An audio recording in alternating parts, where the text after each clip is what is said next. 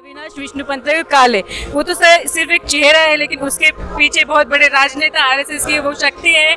उनको ऐसा लगता है कि दिन ब दिन ये जो बड़े तादाद पे अम्बेडकरी अनुयायी यहाँ पे आते हैं देश विदेश से, वो ना आए। ये जो इकट्ठा होते हैं और शांति से अभिवादन करके जाते हैं, इनका महत्व कम होना चाहिए, दीक्षा भूमि का महत्व कम होना चाहिए। इसी कुत्सित मानसिकता से वो पिटीशन डालेगी और हम लोग बताएंगे कोर्ट में कि 67 ईयर्स हो गए यहाँ पे अनुयायी आए हैं, कौन सी भी ऐसी अनुचित घटना नहीं घटी, फिर भी काले ने ऐसे लिखा है कि ये लोग झुंड के साथ आते और या गुंडागर्दी करते। जय भीम साथियों, अभी हम आए हैं समता सैनिक दल दीक्षा भूमि मुख्यालय नागपुर में, और उनके जो एडवोकेट स्मिता कामड़े हैं उनसे हम इस दल के बारे में जानकारी लेंगे। मैडम, आप पहले अपना परिचय बताइए।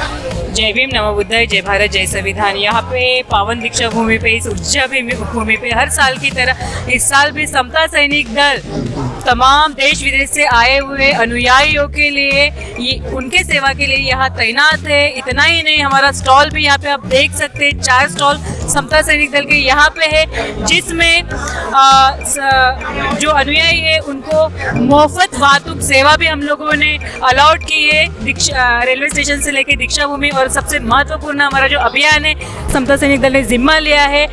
लगातार 2018 से लेके आज तक हम लोगों ने लाखों तादाद के ऊपर संविधान की प्रतियां डिस्ट्रीब्यूट की है और उसका अवेयरनेस किया है। आप आइए, समता सैनिक दल के स्टॉल पे विजिट कीजिए और संविधान की प्रत लेके जाएंगे। मैडम, जो अभी ये बीच में जब एक आया था, एक मुद्दा आया था, काफी गर्म हुआ था, और कुछ काड़े हैं, उन्होंने कुछ कंप्लेंट डाली थी, तो उसके बारे में आप थोड़ा सा खुलासा करेंगे। सबसे पहले उसके अगेंस्ट में इंटरवेंशन की जो एप्लीकेशन है वो समता सैनिक दल के माध्यम से हाई कोर्ट में गई। एक संघी है आरएसएस का, जिसका नाम है एडवोकेट अविनाश विष्णुपंत काले, वो तो सिर्फ एक चेहरा है, लेकिन उसके पीछे बहुत बड़े राजनेता आरएसएस की वो शक्ति है।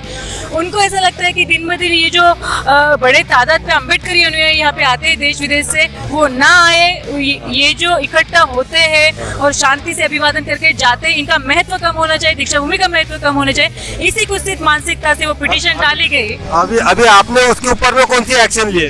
इमीडिएट हम लोगों ने एक्शन ली। 10 अक्टूबर को पिटीशन दायर हुई। PIL थी वो, ऐसी एंटरटेनमेंट, वो PIL हो ही नहीं सकती, वो उसकी प्राइवेट पिटीशन हो सकती है। हम कोर्ट में कल ही उसकी हियरिंग है और हम लोग बताएंगे कोर्ट में कि 67 ईयर्स हो गए यहाँ पे अनुयायी आए हैं, कौन सी भी ऐसी अनुचित घटना नहीं घटी, फिर भी काले ने ऐसे लिखा है कि ये लोग झुंड के साथ आते और या गुंडागर्दी करते। इसलिए हमारी धार्मिक भावनाएं आहत हुई।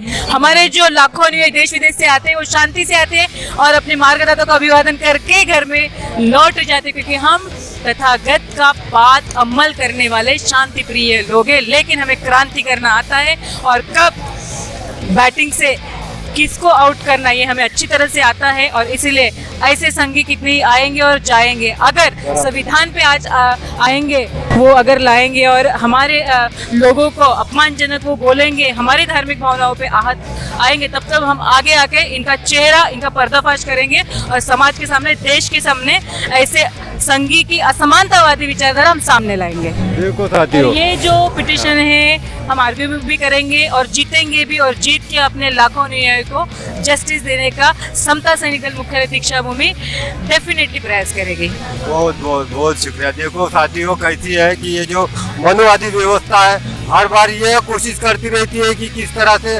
आम्बेडकरवाद को दबाया जाए और लोगों के अंदर में गलत भावनाएं, गलत भ्रम उनके अंदर में निर्माण करके समाज में एक गलत इंफॉर्मेशन लोगों के बीच में पहुंचा दी जाए और आम्बेडकरवाद को कैसे खत्म कर दिया जाए।